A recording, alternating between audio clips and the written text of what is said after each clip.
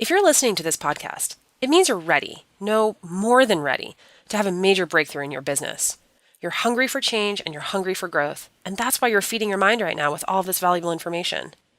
But to drive those changes, to be really smart about what you're doing and to make the right choices before you take massive action, you need help from someone who's been there, someone who's going to coach you through it, even just someone to get you started on your journey.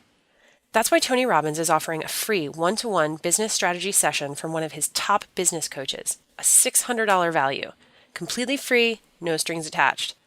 That's right. If you're listening right now, you can go to tonyrobbins.com/CEO and sign up for a free session with a member of Tony's team who's helped business owners like yourself overcome their obstacles and set them on the path to success.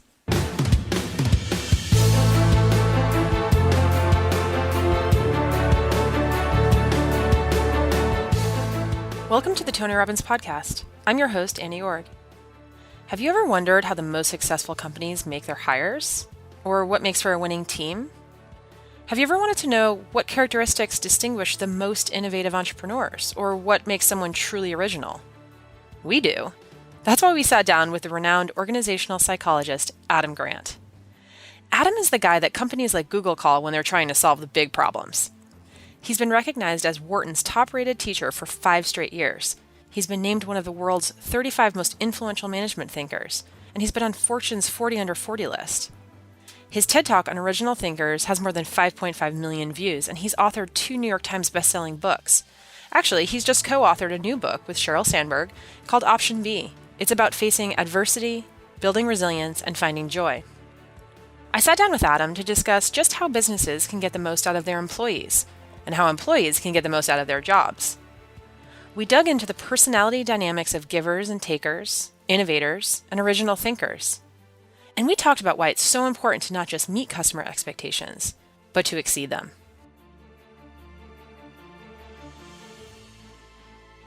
So Adam Grant, welcome to the Tony Robbins podcast. Thank you. All right. So the first question I wanted to ask you, this is a little bit of an odd one, but I was looking, as I mentioned earlier in the bio, you have this award that says goes above and beyond the call of duty for MBA teaching from Wharton. What does that mean exactly? I have no idea. It just appeared one day. All of a sudden, there was no specific example that they gave you? It's a mystery. I did ask at some point, and I was told that I spend an unusual amount of time doing office hours to try to give students advice and answering emails and fielding calls with them. But your guess is as good as mine. So when you're doing office hours, since it is, business, do you get pitched a lot of ideas, or do they kind of use you as a sounding board to help figure out if there's something that they should pursue? They used to. And then I wrote about this bonehead decision I made to pass on investing in Warby Parker. And no one wants to pitch me anymore. No. Actually, I guess the stream of pitches has gone up consistently, especially after writing a whole book about original thinkers, which includes a bunch of examples and data points on entrepreneurs. And I always tell them in response, look, my expertise is people, not necessarily how to run a business. And so you should take everything I say with as many grains of salt as you can put together. Mm-hmm. That's interesting. You mentioned Warby Parker, because I know that's a story that you mention in the originals, and a few times you use that as an example when you speak. But I ran into Neil Blumenthal recently because we were at a Tony Robbins event, his business mastery event, and as sort of a new format for that event, we had a panel of speakers. And so it was Neil from Warby Parker, it was Melanie Willen from SoulCycle, and then Joe Gebbia from Airbnb. And I asked them individually what was different about this. And instead of sort of responding with that, it was really high energy, all 3 of them independently said, backstage before the panel, we're so used to people just saying, hey, get out, tell your story, everybody's going to love it, the sort of standard stuff. They're like, Tony took us aside and he said, okay, what can I do for you? What can I give to you now, whether it's advice or, some water, whatever it is, that will help you be great? And I thought of that story because one of the things I wanted to talk to you about today is your idea of givers and takers. So people are often surprised when people are openly giving, just as Neil, Melanie, and Joe were really surprised that Tony had been very giving before this big event. I'd love to just hear a little bit about how you see giving and taking within organizations and how to identify those types of givers and takers. Yeah, it's totally fascinating to me. I always assumed, Anna, that like the nicer somebody was, the more generous they were. And, if somebody seemed to be critical, skeptical, challenging, must be more selfish. And I started gathering a bunch of data and found that there was like no correspondence between those attributes. So giving and taking is all about your inner motives. What are your intentions toward others, right? Is your stance, what can I do for you, or what can you do for me? And there's a totally separate trait called agreeableness, which is your outer veneer. How pleasant is it to interact with you? And so, it's easy to recognize the agreeable givers who are both nice and generous, and the disagreeable takers who are just jerks across the board. Easy to identify. Yep. Exactly. But the other two combinations throw us off a lot. There are a lot of disagreeable givers out there who, on the surface are gruff and tough, but underneath they have others' best interests at heart. And too often we write them off and say, yeah, that person's kind of prickly, must be a selfish taker. When in reality, those are the people who give us the critical feedback that we don't want to hear, but need to hear. And they're the very best champions of change because they're the people who aren't afraid of challenging the status quo. And then on the flip side, the agreeable takers are the ones that you really have to watch out for. Those are the fakers who are really nice to your face, and then they stab you right in the back. And I think most of the screening that we end up doing is to say, look, just because someone is friendly does not mean that person actually cares about you. And it might be fun to chat about what are the signs that person actually is an agreeable taker. Yeah, how can you tell? Well, one of the easiest patterns to look for is kissing up and kicking down. Takers are great fakers when dealing with powerful people because they know that's how you get ahead. You impress someone in a position of influence with your generosity.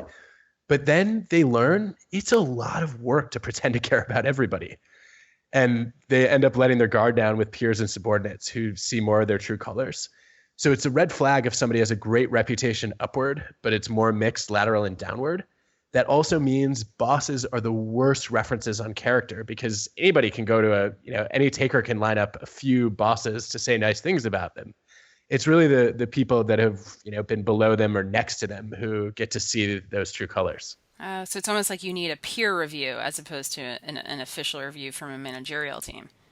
Exactly. And sometimes you don't have access to that. And the only thing you can do is try to pick up, is there a history or a reputation of selfish behavior? But sometimes you can actually learn things from the conversations you have with them. So one of the things we all do when we interview people is we ask, tell me about your greatest successes and failures. And we ought to go the extra step and say, tell me what caused your success and what caused your failure. And that's when you start to see that the takers are the ones who use more I's and me's when talking about accomplishments. And they're much more likely to blame their failures and mistakes on other people and throw them under the bus, which is kind of a useful thing to pick up. Yeah. And then one other favorite way to spot an agreeable taker, especially, actually, Anna, we'll try this out. So let's take a taking behavior. Yeah, watch out. I'm nervous. We're about to assess you. But okay. Let's take a taking behavior like theft. So stealing from your company. It could be cash, materials, merchandise, intellectual property. Mm-hmm. The question is, what % of people do you think steal at least $10 in a typical month from their employer? At least $10 in a typical month. I would think it's pretty high because they might be doing it, but have sort of convinced themselves that it's not stealing. So maybe 70%. Ooh, you're close on this one. Ooh. So I don't actually know what the real answer is, and I don't care. Okay. But I care a lot about what you think the answer is. Because the data show that the higher your estimate that other people are thieves, the greater the chances that you're a thief. Oh, snap. Luckily, you didn't go over 80% because then we'd all have to check our wallets. And I also, you know what? And I moralized too. Because I was thinking, other people might justify it. but I See, don't. look, you're off the hook. You're totally off the hook. But what's interesting is when people answer that question, most of the time they ask themselves, what would I do or what have I done? And then they project that onto others. Mm-hmm. So you get an extreme taker to answer this question. And it's like, what percent of people steal $10 from their company? Because takers always talk that way. Yeah, And obviously. they're like, last week I stole $372. I'm assuming 10 a month is common, 98%. Wow. Or they'll be they would, almost take it to the opposite extreme and just say, well, everybody does it, right? But there must Which be is exactly a few, goody two shoes that don't, so I'll just lower it by a few percentage points. that's exactly right. And that's why I liked your logic so much. What you see with a lot of givers is they'll just say, like, how do you even steal $10 from a company? Like, how many pens do you have to take home Yeah. to add? It's like 45. But Wow. interestingly, takers do anticipate more selfish behavior from others. Mm-hmm. And that's part of how they justify and rationalize being a taker. It's not me. All of you people are selfish. So I'm just being smart and cautious by protecting myself. And so the way that I like to apply this is to say, look, no one question's ever going to do the trick completely, but pick the taking behavior you're most worried about. It could be stealing credit for others' ideas. It could be dumping grunt work on others. And, it might even be just hoarding or hiding knowledge instead of sharing it freely. And you ask people to predict how common that is. And then if they give a high estimate, you ask them why. And an explanation like yours is absolutely legitimate. The deadly one is when people say, I believe that others are fundamentally selfish, which is code for I am fundamentally selfish. Wow. This is so tricky. I'm definitely going to use that. So if taker, it sounds, it's a little bit discouraging because now it sounds like takers are everywhere. And you had an interesting quote. You said takers rise quickly, but fall quickly at the hands of matchers. So I understand the first part, right? So they could potentially, because on the surface, especially if they're agreeable takers, they could rise quickly within the ranks of an organization and be in positions of power, which is frightening, right? But what are some of the ways that they either hit a limit or, like you said, they fall quickly at the hands of matchers? What does that mean? Yeah. So what's interesting is relatively few of us are pure givers or takers. We do have a default, right? So if you're a giver, you're much more focused in the majority of your interactions on, how can I help? What can I contribute? And if you're a taker, you're much more likely to focus on, how can I get ahead? But what most of us do is in the vast majority of our interactions at work, we choose this third style called matching, where we say, basically, look, I'll do something for you if you do something for me. And that way we're playing it safe, right? We're not being too selfish. We're not being too generous. And what's great is in the data I have, well over half of people worldwide self-identify as matchers, as like that being their default style when they meet somebody new. And matchers believe in an eye for an eye, right? A just world, what goes around comes around. And when it doesn't, they're the people who love to punish takers because it's not fair if you're a taker and you act selfishly and you get away with it. So matchers like to become the karma police.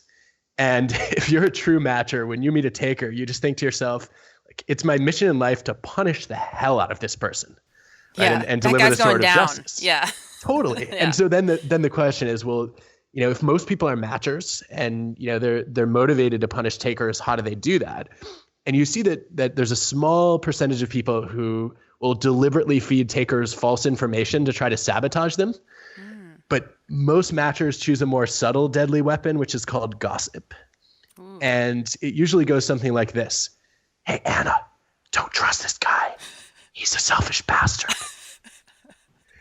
And that makes it really hard for takers to sustain their success because they can't just screw over a bunch of people and then expect to start over fresh in all their new relationships. Some of those people are going to be matchers who are making sure that their reputation follows them. And that's how a lot of takers fall is, they do enough kicking down that it ends up coming back to bite them. Yeah.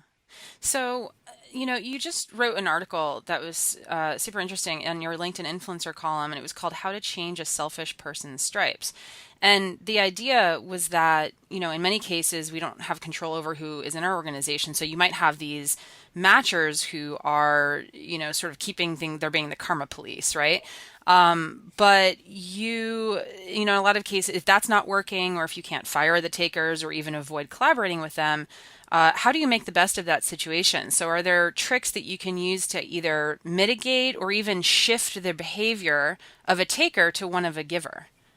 Oh, one of my favorite questions. I don't think it's easy to change a taker's stripes, but it is worth recognizing that very few people are takers in every relationship, and those people are called psychopaths.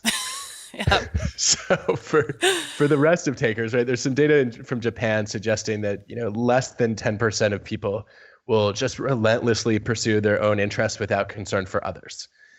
And so, the majority of takers are operating that way either because, they're narcissists, they believe in a zero-sum world where if I want to win, everyone else has to lose, or they've just been burned one too many times. And, they kind of walked away thinking, like, I have to put myself first or else no one else will. And so if you understand that, one of the things you can do is realize, look, like most takers are generous in some of their interactions, or they're at least, there are times when they're less selfish, and you want to observe the fluctuations in their behavior and then figure out, all right, those moments where they helped others, like, what did those moments have in common? And what does that suggest about, is there a certain kind of expertise they love to share? Is there a group of people they're passionate about helping? And then you start tailoring those requests to the kinds of giving that they gravitate toward. Mm-hmm. And then they start to get known for helping in that way, and then they're trapped. They have to do it, which is great. And then the other way that I think can be really effective, although I would say try this one at your own risk, is a financial services company a few years back. There's a woman named Cathy who got a big promotion, and she was told that she was going to co-lead a new team with this guy that today I'm going to call Colin, because that's his name. And she had 4 different people warn her, do not trust Colin. He's going to steal a bunch of your ideas, and he's going to dump the most unpopular work on you. Watch your back with this guy. Mm-hmm. And Cathy sat down in their very first meeting together and did something that very few people have the courage to do. She said, hey, Colin, I understand we're going to be leading this team together, and I just wanted to let you know, this is what I've heard about you. Whoa. And she shares all the reputational feedback. Wow. And Colin's so she's just upfront about it. Totally. She calls a spade. And yeah, Colin sort of sheepish. And he says, I don't know who you've been talking to, but those people are clearly all jealous of me. Oof. Like, okay, now look we in the know mirror, you're a buddy. taker. Yeah. Yep. But what's so interesting is for the next year and a half, Colin changes his stripes, and he shares credit. He mentors people below him. He volunteers for really undesirable projects. And I think the beauty of what Cathy did is that she made his reputation visible to him, and then she gave him a chance to earn a new one. And what she said, in closing that conversation, I think really stuck, which was she said, I don't know whether this is true or not, but I hope it's not true, because I don't work well with people who operate this way. And if this is who you are not going to like working with me. Message delivered. So sometimes takers don't realize that they're operating that way, or that they're known that way, and making it more visible to them can help them reform. Yep. I think you also mentioned too, as part of that is that if you make clear to the person that their behavior is undermining their own goals, right? And they're not going to, they're basically acting against their self-interest. So if you can identify, right, what their outcomes are, and then if you show them how their behavior is not helping them achieve those outcomes, that's another way to sort of shift their behavior. Yeah, I think one of the virtues of dealing with takers is that if they're really that selfish, at least they're predictable. Right? If you know what their interests and goals are, then you can anticipate what they're going to care about. And in a world that's more connected than ever before, where relationships and reputations tend to drive the economy, whether you have a service job or you work in a team or you're an entrepreneur that has to fundraise and sell, in all of those conditions, right? In the long run, being a taker really works against you. And there are very few people who want to trust you or work with you. And so sometimes just helping takers connect those dots and realize like, yeah, being a taker might seem like the shortest path to success, but it's also one of the riskiest over time. Mm-hmm. Maybe I should rethink that. Yeah. So if that's, from a peer perspective, that makes a lot of sense, right? So if you're an organization, these are some of the things you can do.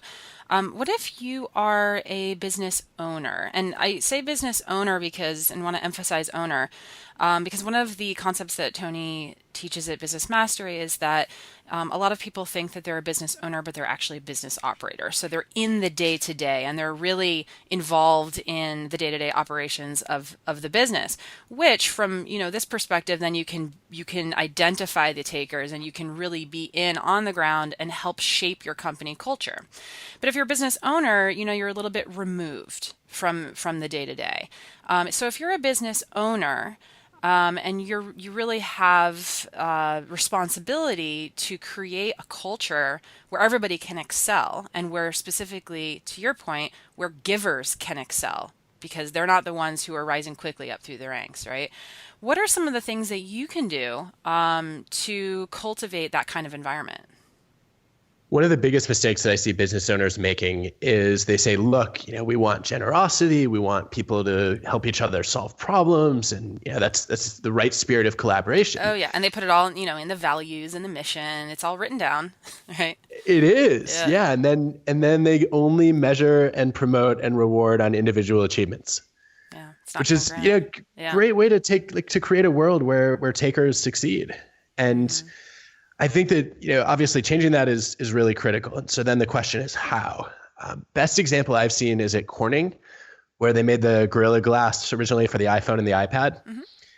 And they have scientists and engineers there where they have this Corning Fellows program. If you get named a fellow, you have a job for life and a lab for life, which is pretty cool. Wow. Is it like being a tenured professor? Even better, I think, because, you have a real job. Mm-hmm. But what's interesting is when they go to select their fellows, one of the factors is, can you drive, breakthrough innovative performance? And so, like a lot of the fellows will be the lead author on a patent that's worth 100 million US or more. And most companies would stop there, right? If you can drive that kind of innovation, we want to lock you up for life and throw away the key. Sure.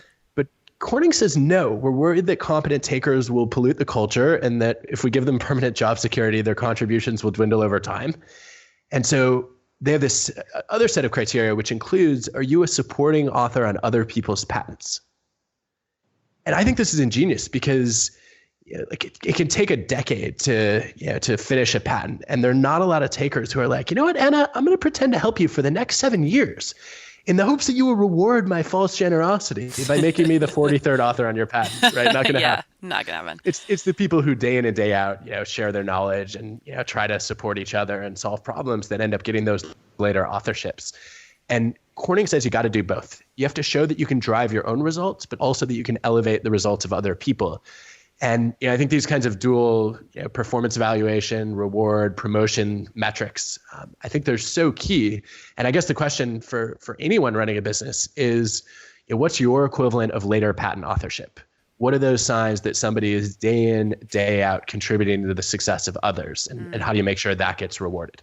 Sure. It's like KPIs for the internal culture of your company. It is, or it's like, a basketball team, making sure that you measure assists and block shots, not just points scored. Mm-hmm.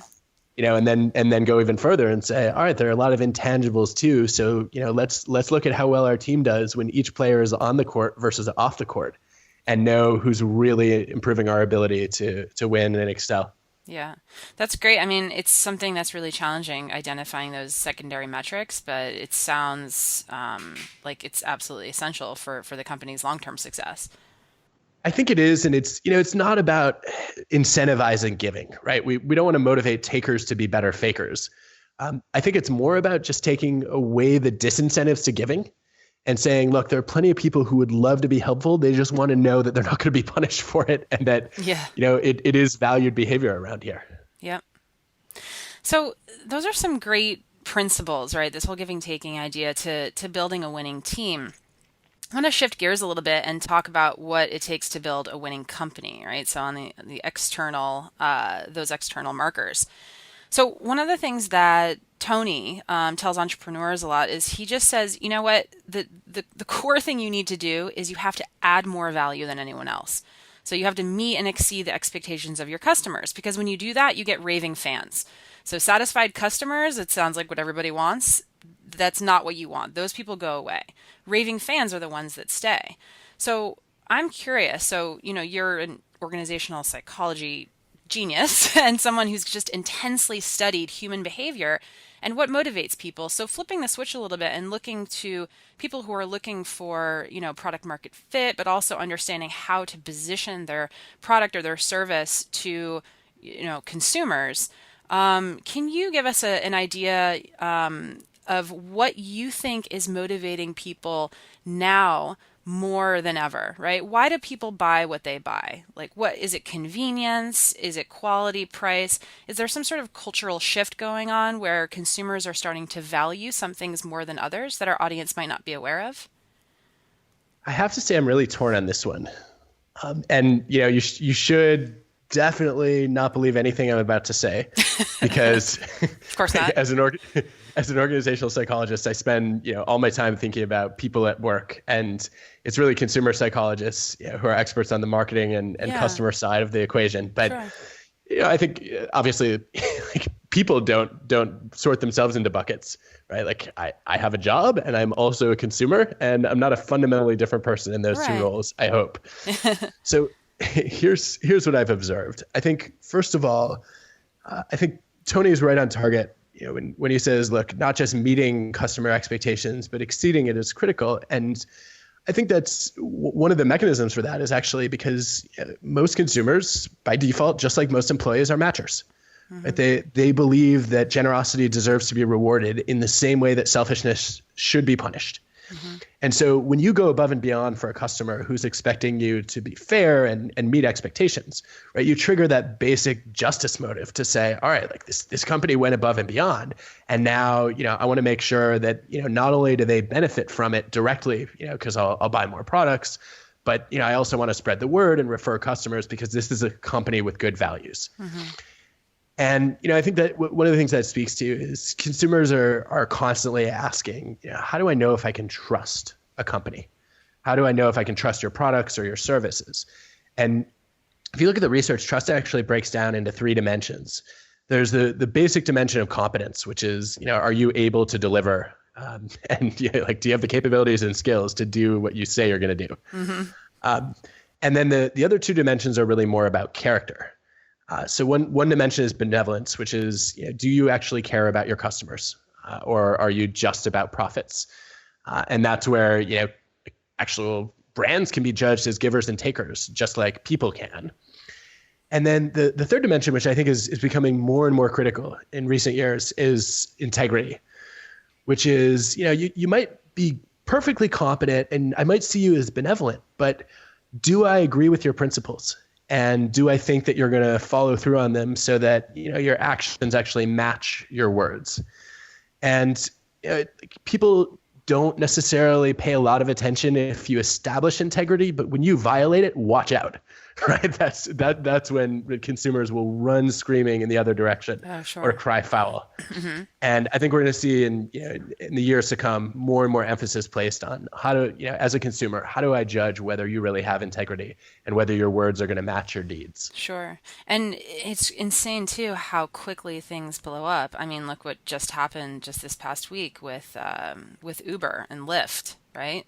I mean, just the very idea that a slight action, I mean, it wasn't like a huge thing, but it was interpreted as like a travesty. and one hashtag, I feel like every brand is one hashtag away from some major negative publicity. And there are so many competitors that are just waiting for to leverage the fact that their competitor is being criticized for something, and sometimes it has to do with politics, right? But sometimes it's things that are outside of what's going on in the world. Yeah, I mean, I couldn't help but notice when you said travesty, no pun intended.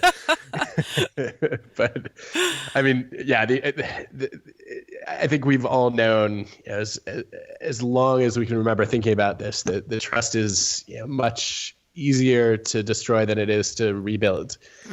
And I think that, at some level, we're going to see more and more consumers who feel like it's their responsibility to be watchdogs and, make sure that the brands really are living up to their promises. And, I think that actually circles back to me. Then you ask, like, okay, what is it that really drives how people treat their customers? And one of the most robust predictors of whether you're going to do right by your customers is whether you treat your employees right. There's a huge spillover effect of how employees are treated, on how they end up treating their customers. And that's why I'm sort of dumbfounded every time I see a company that says we put customers first. No, you don't put your customers first. You put your employees first, and then you can trust that your employees will be more likely to put their customers first. Yep. This actually just happened. There was a Inc. 5000 conference, and the CEO of Gravity stood up and was talking to Tony just about what had happened recently with his company. Are you familiar with that story, by the way? The Gravity? Yeah, they had paid like a minimum wage of $70,000 a year per employee, right? Exactly. Yep. And there were some sort of nuances around it that kind of got put aside, but the gist of it was that his employees then pooled together their money, and this is everybody from management to customer service, and they bought him his dream car, which was a Tesla. And Tony's point in that interaction with the CEO was, look, you treated your employees like they were your customers, right? You put them first. And that is not just something where they're going to then sort of feel this gratitude toward you, but that pours outside of the walls of your company and that gets put out onto your customers. So really, I mean, it's just a proof point of what you were just saying, about how important it is to really build that culture from the inside out. There's also so many ways too that if you're incongruent with how you treat your employees, it's not a walled garden anymore, right? Like, people know. There are so many different ways, whether it's through social or, there's Glassdoor, the, offline word of mouth, the whole deal. It's something that you just can't keep secret. So, that's definitely something to watch out for as a small business owner. Yeah, which is good for everyone involved, but more challenging for business owners. Yes. And there's actually, when you think about building that culture, I think one of the other mistakes that I see a lot of small business owners make is they say, look, I have to hire stars. I only want A players. And the reality is, there's a sociologist, Jim Barron, who studied this across industries. And he shows that if you hire people who are like the next level down in terms of skill, but highly motivated and and value generosity and concern for others, that if you just overpay them by a little bit relative to what they're expecting to make, then there's a huge loyalty dividend where they feel like, wow, this is a one of a kind employer, and just that small amount of overpaying, it might be by about 10%, actually wipes out the difference in their performance between them and stars. Wow. So you don't actually have to hire people who are outsized performers from the get-go. You just want to hire people who are motivated and skilled and treat them well. Yeah. Sounds simple, right? Yep. Done. Yeah, right. No, that is a great hiring tip for our audience. And that's something else that Tony talks about a lot is, you hire for capacity and attitude. You don't hire for skills or existing experience. And that's something that I think you can definitely get a lot of great talent if you follow those principles. Yeah, and I see one of the big misinterpretations of hiring for attitude is so many small business owners say, I want to hire for culture fit. Right? I've gotten that, like, you don't have to be the best performer today or the smartest person in the room, but you have to be a fit with our culture. Mm-hmm. And this turns out to work out pretty well when you study startups. The ones that hire primarily on culture fit are far less likely to fail, and they're also more likely to go public in Silicon Valley than the ones that are looking for stars or even just the skills you have today. Mm-hmm. But as the firm grows, culture fit ends up predicting the slowest growth rates when you track market cap and other kinds of metrics. And what happens is that, early on, you're able to bring in these people who lived and breathed the same values, and they were uniquely motivated, and they were all working toward the same mission. Mm-hmm.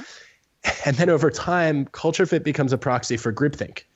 And Oh, you end up, hiring all these people who think exactly like each yeah, other. which And you stifles need innovation, right? exactly, you Yeah, weed out diversity of thought. yeah.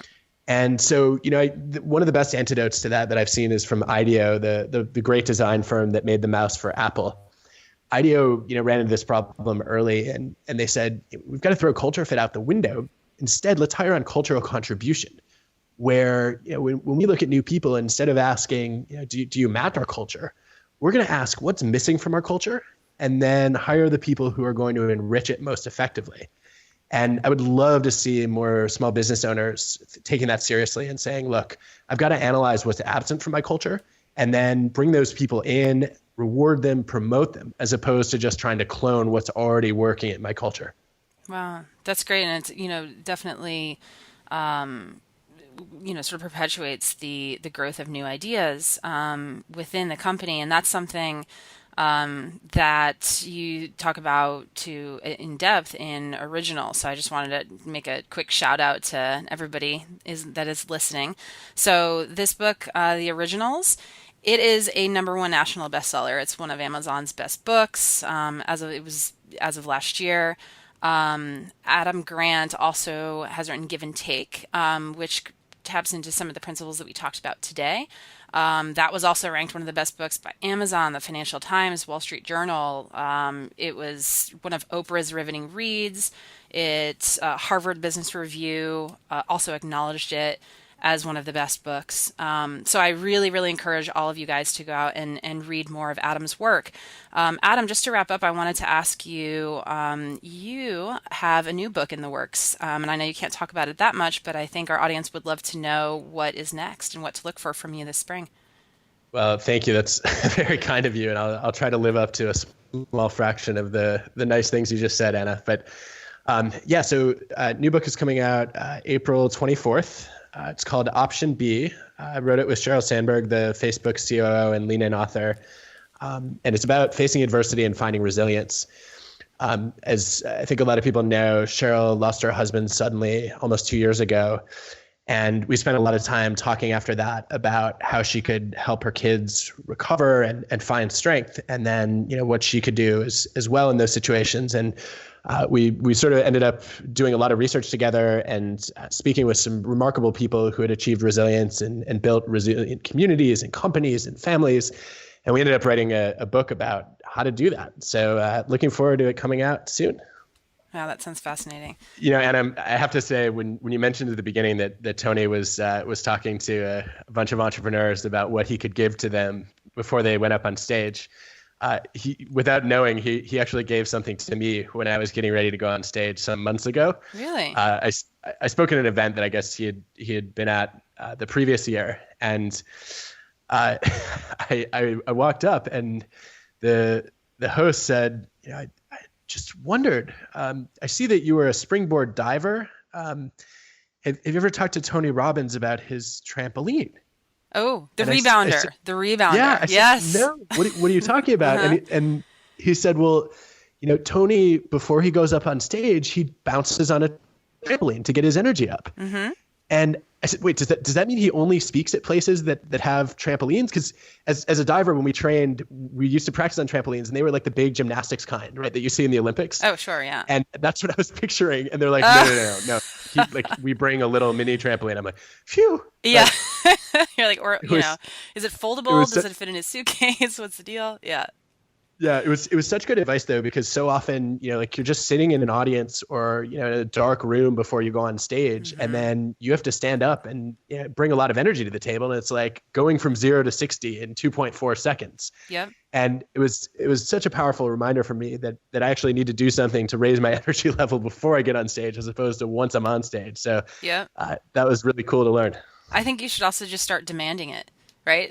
Just say before every speaking engagement you have, just put that on your list of things that you require before you go on. It's tempting. I will see if that's possible. Anyway, all right. Well, thanks, Adam. Thank you. The Tony Robbins podcast is directed and hosted by Tony Robbins and Mary Buckheit. Annie Org is our editorial director and occasional host. The podcast is produced by Carrie Song and Tyler Culbertson.